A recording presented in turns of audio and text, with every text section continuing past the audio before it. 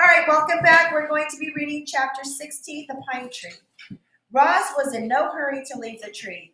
She stayed on her branch long after the bears had gone, enjoying some peace and looking herself over. In addition to bite marks and claw marks, the robot was also covered in dirt, which of course meant it was time for another cleaning. She was making good progress when she felt something sticky on her arm. The problem with sitting in a pine tree is that eventually the tree's sticky resin will find you. It always does. And it found Roz.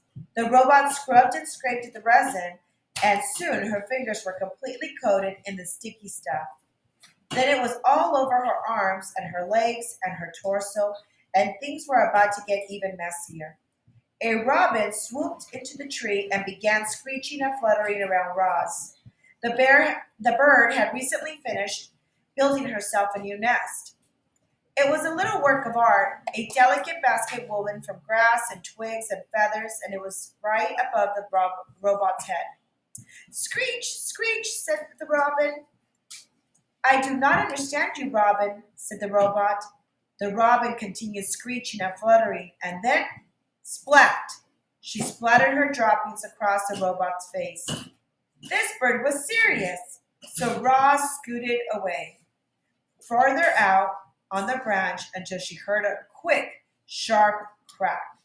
Before Roz knew what was happening, the tree branch snapped under her weight and she was crashing to the forest floor. She hit the ground hard and lay there as broken branches, pine cones, and needles showered down on top of her. There was another splat, and then quiet returned to the forest. All right, the camouflage insect. Chapter 17. Yay! Roz was a mess. She lay under the tree, covered in a heap of broken branches and pine cones and needles.